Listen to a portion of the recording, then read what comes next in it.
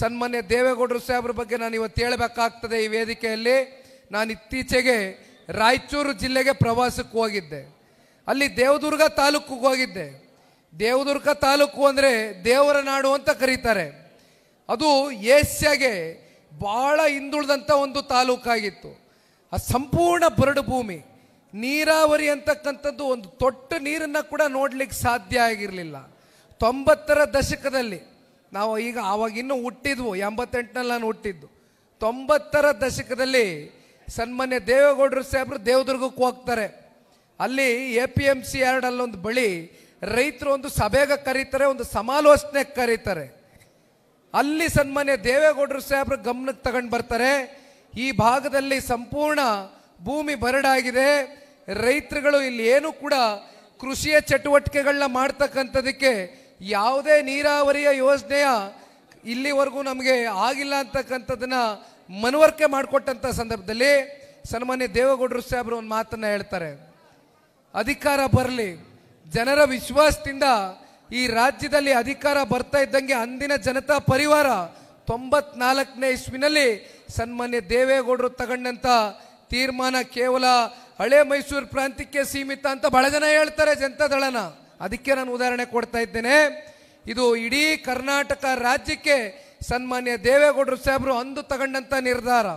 ಕೃಷ್ಣ ಮೇಲ್ದಂಡೆ ಯೋಜನೆ, ಕೃಷ್ಣ ನದಿಯ ಮೂಲಕ ನಾರಾಯಣಪುರ ಅಂತಕ್ಕಂಥ ಒಂದು ಕಾಲುವೆ, ಆ ನಾರಾಯಣಪುರ ಕಾಲುವೆಗೆ ಬಲದಂಡ ನಾಲೆಯಿಂದ ಸನ್ಮಾನ್ಯ ದೇವೇಗೌಡರು ನೀರನ್ನ ಹರಿಸ್ತಕ್ಕಂಥ ಕೆಲಸವನ್ನೇ ಏನು ಮಾಡ್ತಾರೆ. ಇವತ್ತು ದೇವದುರ್ಗದಲ್ಲಿ ಆ ಪುಣ್ಯಾತ್ಮನ ಪ್ರತಿಮೆಯನ್ನು ಅವ್ರ ಕೈಯಲ್ಲೇ ಅನಾವರಣಗೊಳಿಸಬೇಕು ಅಂತಕ್ಕಂಥದ್ದು ತೀರ್ಮಾನವನ್ನು ಮಾಡಿ ಮೊನ್ನೆ ದಿನ ನಮ್ಮ ಮೆಂಬರ್ಶಿಪ್ ಡ್ರೈವ್ ನಡೆದಂತಹ ಸಭೆಯಲ್ಲಿ ಸನ್ಮಾನ್ಯ ದೇವೇಗೌಡರು ಸಾಹೇಬ್ರನ್ನ ಕರೆಸ್ಕೊಂಡಿದ್ರು. ಆ ಪುಣ್ಯಾತ್ಮ ಒಂದೇ ಮಾತು ಹೇಳಿದ್ರು, ನಾನು ಇಲ್ಲಿ ನಿಮ್ಮ ಪ್ರತಿಮೆ ಅನಾವರಣ ಮಾಡ್ತಾ ಇದ್ದೀರಿ ಅಂತ ನಾನು ಬಂದಿರತಕ್ಕಂಥದ್ದಲ್ಲ, ನನಗೆ ಅದೆಲ್ಲ ನನ್ನ ಮನಸ್ಸಿಗೆ ಖುಷಿ ತಂದು ಕೊಡ್ತಕ್ಕಂಥದ್ದು. ನಿಮ್ಮ ಮನಸ್ಸುಗಳಲ್ಲಿ ಪ್ರೀತಿಯಿಂದ ನನ್ನನ್ನು ಬೆಳೆಸಿದ್ದೀರಿ, ನಮ್ಮ ಪಕ್ಷವನ್ನು ಬೆಳೆಸಿದ್ದೀರಿ, ಒಂದು ಶಾಸಕರನ್ನ ಕೊಟ್ಟಿದ್ದೀರಿ, ಹಾಗಾಗಿ ನಿಮ್ಮಂಥ ಪುಣ್ಯಾತ್ಮರನ್ನ ನೋಡಕ್ಕೆ ಬಂದೆ ಕಣ್ರಪ್ಪ, ನನಗೆ ಪ್ರತಿಮೆ ಅನಾವರಣ ದೊಡ್ಡ ವಿಚಾರ ಅಲ್ಲ ಅಂತಕ್ಕಂಥದ್ದನ್ನ ಸನ್ಮಾನ್ಯ ದೇವೇಗೌಡರು ಸಾಹೇಬರು ಹೇಳ್ತಾ ಇದ್ದಾರೆ.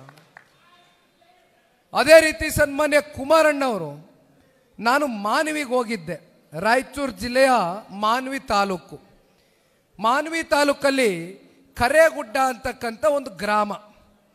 ಆ ಗ್ರಾಮದಲ್ಲಿ ಸನ್ಮಾನ್ಯ ಕುಮಾರಣ್ಣವರು ಮೊದಲನೇ ಬಾರಿ ಮುಖ್ಯಮಂತ್ರಿ ಆದಂಥ ಸಂದರ್ಭದಲ್ಲಿ ಗ್ರಾಮ ವಾಸ್ತವ್ಯವನ್ನು ಮಾಡಿದ್ರಂತೆ.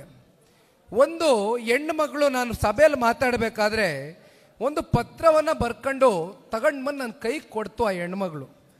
ಆ ಹೆಣ್ಮಗಳು ವಯಸ್ಸು ಎಷ್ಟಪ್ಪ ಅಂದರೆ ಈಗ 20 ವರ್ಷ. ಆ ಹೆಣ್ಣುಮಕ್ಕಳು ಜನಿಸಿದ್ದು 2005ನೇ ಇಸ್ವಿನಲ್ಲಿ ಆ ಹೆಣ್ಣುಮಗಳು ಹುಟ್ಟಿದ್ದು. ಆ ಹೆಣ್ಣುಮಗಳು ಹೇಳ್ತು, ಸನ್ಮಾನ್ಯ ಕುಮಾರಣ್ಣವರು ಮೊದಲನೇ ಬಾರಿ ಮುಖ್ಯಮಂತ್ರಿ ಆದಾಗ ಭಾಗ್ಯಲಕ್ಷ್ಮಿ ಯೋಜನೆ ಅಂತ ಒಂದು ಕಾರ್ಯಕ್ರಮ ಕೊಟ್ಟರು. ಅಂದರೆ ಆ ಭಾಗ್ಯಲಕ್ಷ್ಮಿ ಯೋಜನೆ ಮೂಲಕ ಭಾಗ್ಯಲಕ್ಷ್ಮಿ ಬಾಂಡನ್ನ 20 ವರ್ಷ ಬಳಿಕ ಏನು ಆ ಹೆಣ್ಣುಮಗಳ ಕೈಗೆ ಬಂದಿದೆ, ಆ ಕುಟುಂಬಕ್ಕೆ ಕೈಗೆ ಬಂದಿದೆ, ಆ ಒಂದು ಶಕ್ತಿಯಾಗಿ ಆ ಕಾರ್ಯಕ್ರಮ ಪರಿವರ್ತನೆ ಆಗಿದೆ.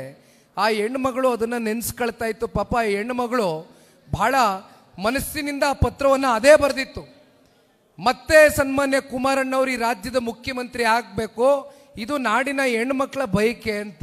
ನಾನು 86 kg ಇದ್ದವಳು 71 kg ಬಂದಿದ್ದೀನಿ. ವಯಸ್ಸಾದ್ಮೇಲೆ ಸ್ಮಾರ್ಟ್ ಆಗಿ ಕಾಣ್ತೀರ ಅಂದ್ರೆ ಜಿನ್ನಿ. 126 kg ವೇಟ್ ಇದ್ದು ನಾವು ಈಗ 114 kg ಲೆಕ್ಕ ಬಂದಿದ್ದೀವಿ. ಯಾವುದೇ ಸೈಡ್ ಎಫೆಕ್ಟ್ ಆಗಿಲ್ಲ. 84ರಿಂದ 50 kg ಬಂದೆ, ಆಮೇಲೂ ಸಣ್ಣಗೆ ಫಿಟ್ ಆಗಿದ್ದೀನಿ. ಅದಕ್ಕೆ ನಾನು ಯೂಸ್ ಮಾಡ್ತಾ ಇರೋದು ಜೀನಿ ಸ್ಲಿಮ್. 84ರಿಂದ 50 kg ಬಂದೆ, ಆಮೇಲೂ ಸಣ್ಣಗೆ ಫಿಟ್ ಆಗಿದ್ದೀನಿ. ಅದಕ್ಕೆ ನಾನು ಯೂಸ್ ಮಾಡ್ತಾ ಇರೋದು ಜೀನಿ ಸ್ಲಿಮ್. ಸಣ್ಣ ಆಗಕ್ಕೆ ಜೀನಿ ಸ್ಲಿಮ್ ಯೂಸ್ ಮಾಡದೆ ಹೆಲ್ದಿನೂ ಅದೇ. ನೀವು ಸಣ್ಣ ಆಗ್ಬೇಕಾ, ಹೆಲ್ದಿ ಆಗ್ಬೇಕಾ, ಹಾಗಿದ್ರೆ ಜೀನಿ ಸ್ಲಿಮ್ ಯೂಸ್ ಮಾಡಿ. ಹೇ, ಸಣ್ಣ ಆಗೋದಕ್ಕೆ ಯಾವುದೋ ಪ್ರಾಡಕ್ಟ್ ಹೇಳ್ತಾ ಇದ್ದಾಳೆ, ಏನಾದರೂ ಸೈಡ್ ಎಫೆಕ್ಟ್ಸ್ ಇದೆ ಅಂತ ಯೋಚನೆ ಮಾಡ್ತಾ ಇದ್ದೀರಾ? ಖಂಡಿತ ಇಲ್ಲ, ಯಾಕಂದರೆ ಇದು ಕೆಮಿಕಲ್ ಫ್ರೀ. ಸಣ್ಣ ಆಗಬೇಕು ಅಂದರೆ ಜೀನಿ ಸ್ಲಿಮ್ ಯೂಸ್ ಮಾಡಿ. ಹೆಚ್ಚಿನ ಮಾಹಿತಿಗೆ ಕೆಳಗೆ ಡಿಸ್ಪ್ಲೇ ಆಗ್ತಿರೋ ನಂಬರ್ಗೆ ಕಾಲ್ ಮಾಡಿ.